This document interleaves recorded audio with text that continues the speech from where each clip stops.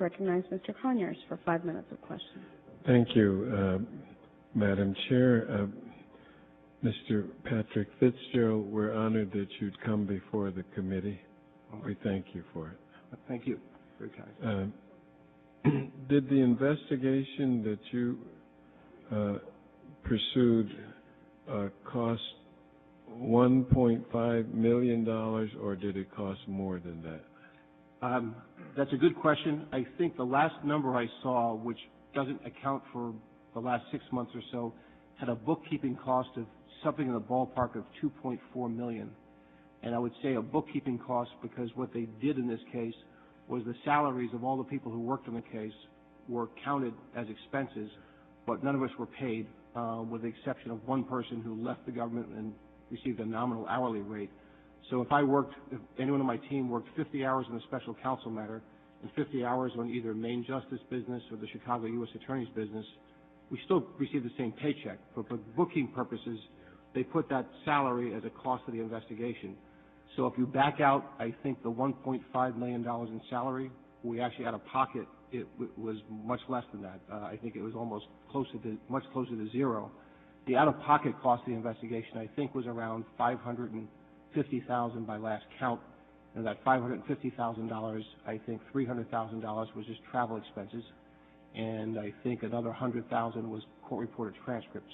We didn't have rent since we used our existing offices in DOJ. So one of the things that gets confusing is, for bookkeeping purposes, it looks as if we spent $2.4 million, which I think compares favorably with many other investigations. But in fact, if you looked at what actually went out of pocket, it was in the ballpark of $550,000 as of the last accounting, which I think took us through the trial but before sentencing. Thank you for your detailed response. And finally, did we ever find out who leaked the name of a CIA agent?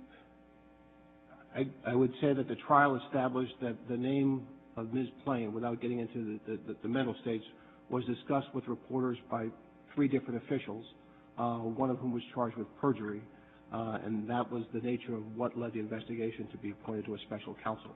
But those names were publicly discussed. Thank you very much. Thank you, Madam Chair. Will the gentleman yield back the remainder of his time? How much time do I have left? No, I yield back. Thank you, Mr. Chairman. There's just one question on my list that I was interested in asking you before we wrap up for the day. But do you believe that conflicts of interest subvert the confidence in the Justice Department and our judicial system? That's a pretty broad question. All I can tell you is that everyone in the Department of Justice, everyone I work with, looks to avoid conflicts of interest, and we fill out conflict of interest forms in our cases, and if we see one, we recuse ourselves.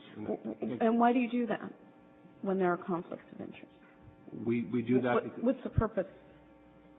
So that you carry out justice both on a substantive level and create the appearance of propriety, and we're very diligent to make sure that if I don't have stocks that qualify, but if I had better stock holdings, I would make sure I'm not investigating a company where it could affect my wealth. I'm blessed with not having to be that concerned. So there is a big concern for conflicts of interest because the appearance of them, for policy purposes, could undermine confidence.